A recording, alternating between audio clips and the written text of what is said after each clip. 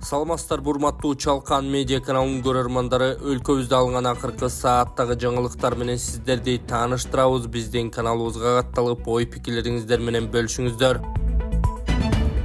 Кыргызстанда боор алмаштыруу боюнча алгачкы операция жасалат. Кыргызстанда май айынын аягында биринчи жолу 15 адамдын боорун 4 кишинин жилик чучугун алмаштыруу пландалууда. Бул тууралуу Саламаттыкты сактоо министри Алымкадыр Бейшеналиев билдирди.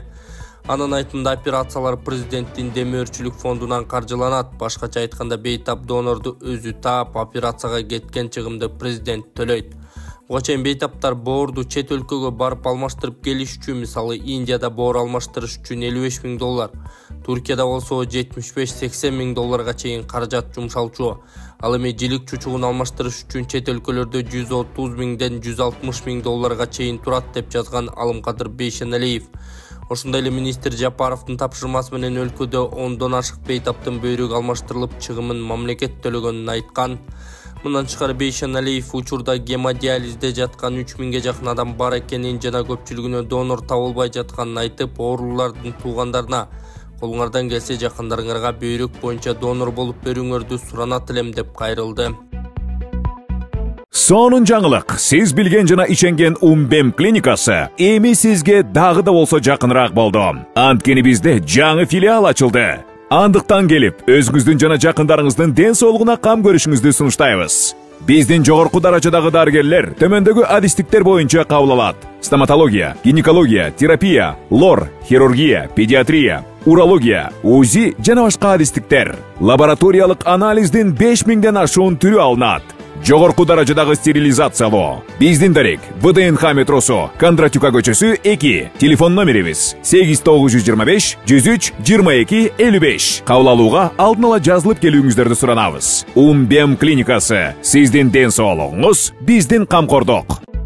Согуштун ардагерлерине 100 000 сомдон берилет. Президент Садыр Жапаров улуу ата мекендик согуштун ардагерлерине бир жолку материалдык жардам көрсөтүү жөнүндө тескемеге кол койду. Бул тууралуу президенттин басма сөз кызматынан билдиришти.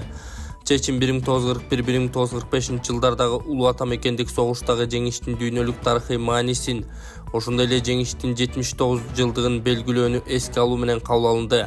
2024 жылдын 1 апрелине карата Кыргызстандагы улуу ата мекендик согуштун ардагерлеринин жалпы саны 41 адамды түзөт.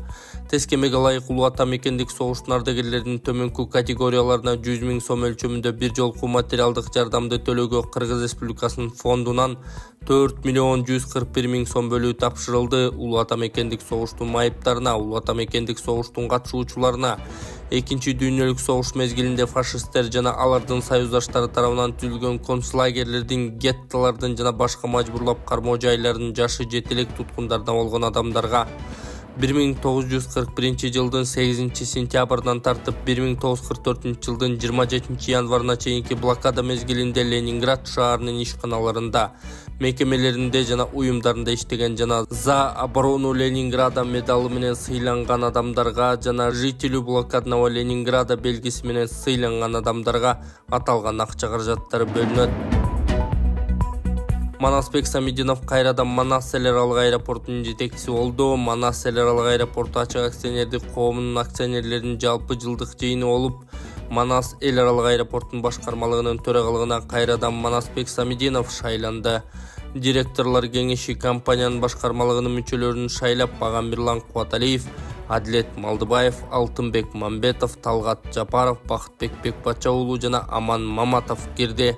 Кошумчалай кетсек, Манасбек Самидинов Манас эл аралык аэропортунун жетекчиси болуу 2022 жылы 7 июлда шайланган, 2023 жылдын 25 апрелинде экинчи мөөнөткө бекитилген.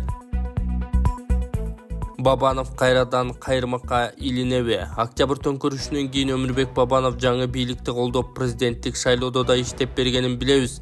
Бирок көп өтпөй камалган, анан 100 000 сом төгүп түрмөдөн чыкканы айтылган. Жан Таттуу да кийин да кол куушуруп Талас облустук УКМКнын имаратын жана айыл өкмөт куруп бергени ЖМКларга чыккан.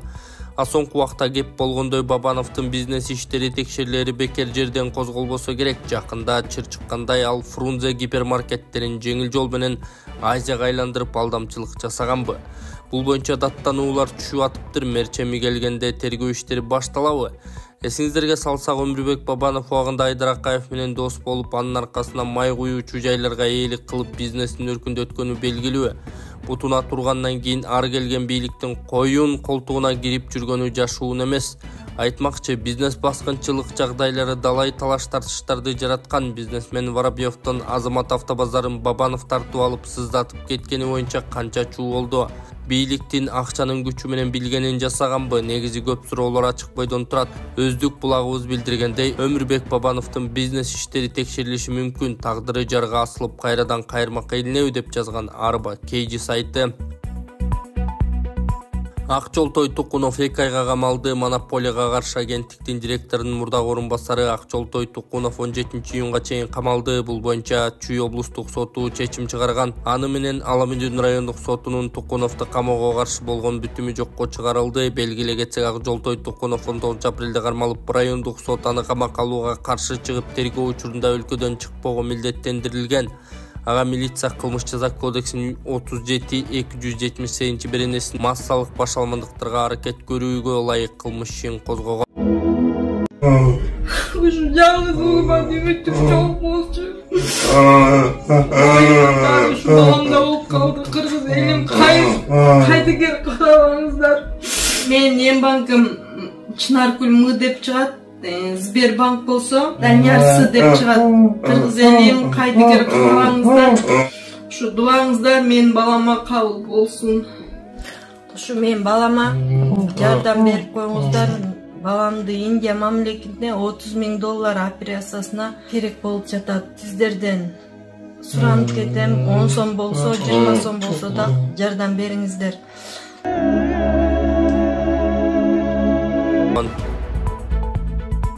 4 баладан тарта көп балалуу үй-бүлө катары тануу сунушталууда. Үй-бүлө кодексине жаңы көп балалуу үй-бүлө түшүнүгүн киргизүү сунушталууда. Бул боюнча мыйзам долбоорду депутат Нуржигит Кадырбеков иштеп чыкты. Ал Орусияда 3 балалуулар, кошуна өлкөлөрдө 4 балалуулар көп балалуу үй-бүлө болуп эсептелерин белгилейт. Кыргызстанда үй-бүлө кодексинде мындай норма жок. Социалдык жактан тейлөөнүн негиздери жөнүндө мыйзам боюнча 5 жана андан ашык баласы барлар көп балалуу үй-бүлө болуп саналат. Депутат мындай үй-бүлөлөргө социалдык колдоо жана жеңилдиктерди берүүнү сунуштайт. Жааган жаандан кийин Нарында 2 үйдү сел каптады. Нарында кечээ түшкө чейин жаан жаап, Учкун айыл аймагына караштуу Куланак айылынын Кууржилга коктусунан сел жүрдү. Бул тууралуу Өзгө Чыгардаалдар министрлиги билдирди. 2 турак үйдүн короосунан жана номер 86 кесиптик лицейдин жылуулук түтүкчөсүн суу алды. Андан тышкары айдоо аянттарына дагы зыянын тийгизди. Белгиле кетсек, учурда Жалал Абад, Чүй, Ош жана Баткен облустарында селдин кесепеттерин жоюу иштери кызуу жүрүүдө. Ала Тоо аянты оңдоп түзүүгө жабылат. 27 апрелден тарта Бишкектин Ала Тоо аянты реконструкциялоого жабылды. Бул тууралуу муниципалитеттен билдиришти. Жумуш убагында ардак кароол алынат. Аянттын борбордук бөлүгүндө батыш жана чыгыш тарабындагы фонтанга келген суу түтүктөрүн жаңылоо, фонтандын сырткы конструкциясын өзгөртүү мерчемделүүдө. Архитектура жана шаар куруу эстелиги болуп саналган Ала Тоо аянтынын азыркы композициясы Бишкек башкы архитектура муниципалдык ишканасы даярдаган жаңы концепциянын өзөгүн түздү. Аталган ишкана 100 метрлик желек саптын долбоорунда иштеп чыкты. Учурдагы желек саптын бийиктиги 45 метрди түзөт. Белгиле кетсек, курулуш жумуштары маалында унаалар үчүн жол жабылбайт, эс алуу жайлары гана жабылат. Ички иштер министрлиги 87 жетекчи тартип жазасын алды. Кызматтык милдеттерди аткарууда жеткирилген кемчиликтер үчүн жетекчилерге тартип жазалары берилди. Бул тууралуу ИИМден билдиришти. 26 апрелде ИИМдин жыйындар залында Кыргыз Республикасынын ички иштер органдарынын 2024 жылдын 1-чейрегинин ичиндеги аткарган ыкчам кызматтык ишмердүүлүгүнүн жыйынтыгын чыгарган коллегиялык отурум онлайн форматта өткөн. Ал эми калган жерлердеги жетекчи курамдагы кызматкерлери онлайн форматында катышты. Коллегиянын жыйынтыгы менен коомдук тартипти сактоодо жана кылмыштуулук менен күрөшүүдөгү кемчиликтер үчүн 1-чейректин жыйынтыгы менен ички иштер органдарынын 87 жетекчиси тартип жазасына кириптер болду. Алардын ичинен бирөөсү ээлеген кызматтын ордунан бошотулду. Бир топ жетекчи кызматкерлердин ишмердүүлүгү жарым жылдын жыйынтыгына арналган отурумда каралат. Бүгүнкү коллегиянын чечими ИИМ тарабынан көзөмөлгө алынып, анын аткарылышына өзгөчө көңүл бурула тургандыгын белгиленди. Бұл видео жалаң эркектерге, эгерде сиз төшөктө алсыз болуп, калооңуз жок болуп жатса, андан тышкары бат-бат туалетке барып жатсаңыз, анда сизде простатиттин белгилери. Простатиттин дарысы чакшыр, өтө жакшы жардам берет. Андан тышкары дагы айымдардын бат-бат туалетке барып цистит болуп ооруп аткандарына дагы жакшы жардам берет. Бул чөптөрдөн жасалган жана эркектердин да аялдардын дагы простатитин көтөрөт. Эгер заказ кылам десеңиздер, экранда номерларга байланышыңыздар. Адамдардын организми ысык суук болуп бөлүнөт. Эгерде суук ашынып кетсе, адамдар эмне алат? Колу буту жылбай, үшүп, ооруй берет. Ошого баланс кылган иньян гель бул өтө жакшы жардам берет.